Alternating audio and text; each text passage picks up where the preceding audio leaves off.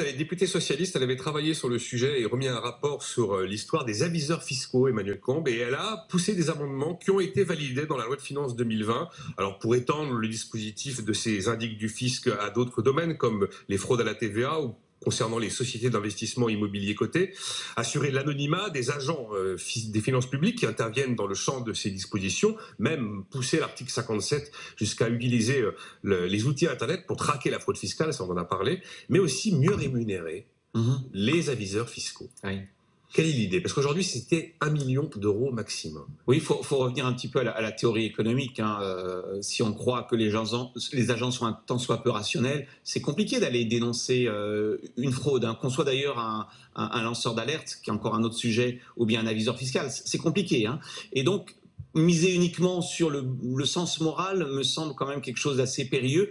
Que nous dit la théorie économique? Repartons à Gary Becker, toujours la même chose, l'économie du crime. Si vous voulez lutter contre ceux qui font des infractions, il faut être au moins aussi rationnel que ceux qui les mettent en œuvre. Donc il faut qu'il y ait un gain monétaire au bout d'un moment. Donc ce gain monétaire doit être à proportion du risque que vous prenez, mais également du rendement que cela va rapporter à l'État, car l'État va récupérer des recettes fiscales. Aux États-Unis, pour vous donner un ordre de grandeur, en 2018, l'Office pour les lanceurs d'alerte a donné à peu près 350 millions de dollars à différents aviseurs. De rémunération. Oui, mais c'est pas tellement important. Ce qui est intéressant, c'est de regarder l'autre face du problème. Cela a permis de récupérer un peu plus de 1,5 milliard de dollars. Donc c'est un rapport coût-bénéfice. Alors si je reviens à votre question sur la France, alors bien sûr, moi je crois qu'il faut se féliciter du fait d'avoir élargi le champ.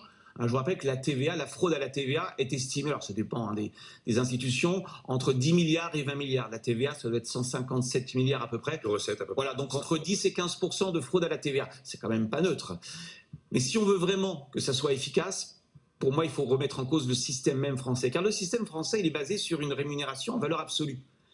Au maximum, un aviseur peut recevoir 1 million d'euros. Est-ce que 1 million d'euros, c'est beaucoup? Je n'en sais rien. Tout dépend d'abord de ce que vous allez rapporter à l'État. Or, quel est l'effet pervers? C'est que si vous limitez avec un plafond en valeur absolue, par définition, si vous avez envie de dénoncer une très grande fraude fiscale, le risque sera très grand par rapport au gain. Donc il faut raisonner en pourcentage. Que font les Américains? Ils vous disent: nous vous donnerons entre 15%, déjà on met un plancher, et 30% de la totalité des sommes que nous aurons récupérées. Quel est l'objectif? C'est pas d'aller dénoncer son voisin qui ne paye pas ses impôts, c'est d'aller dénoncer de la très grande fraude fiscale. Qui dit très grande fraude fiscale dit aussi très grand risque. Donc premièrement, il faudrait raisonner en pourcentage, mettre un plafond, mettre un plancher. D'autre part, il faudrait peut-être mettre un montant minimum.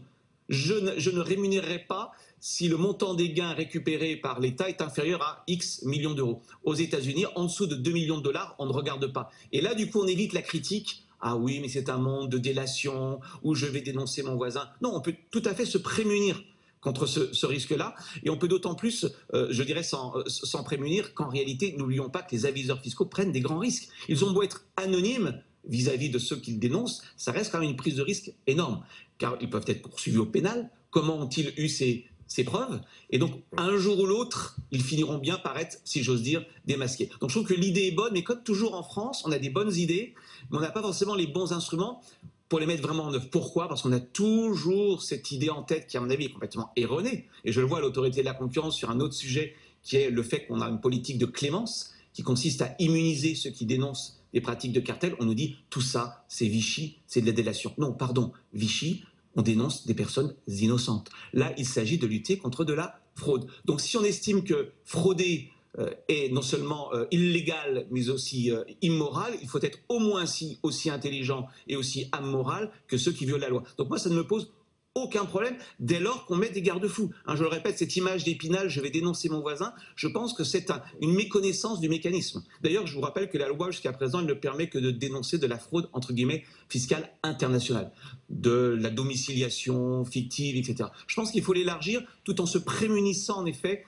de cet aspect, je dénonce mon voisin pour des raisons obscures. C'est pas mal ces amendements-là, il manque des éléments. Oui, il y a pas... mais regardons pour l'instant, il y a eu 2 aviseurs qui ont été rémunérés en 2 ans, si j'en crois le rapport de la députée, pour un montant total de recettes fiscales de 80 millions d'euros, 90 millions d'euros. On n'est pas sur des montants tout à fait extraordinaires. Or, on connaît l'ampleur de la fraude fiscale Pas seulement en France, dans d'autres pays. Mais la France a toujours ce défaut, je trouve, de rester sur le plan de la morale. Non, les personnes ne vont pas dénoncer seulement par morale. Elles vont faire un calcul rendement, risque. C'est risqué d'être un aviseur. C'est extrêmement compliqué. Même chose pour les lanceurs d'alerte qui ne sont pas rémunérés en France. Un lanceur d'alerte prend un risque énorme. Je crois qu'il faut avoir une approche très rationnelle. Mais qui dit approche rationnelle dit aussi approche un peu transparente.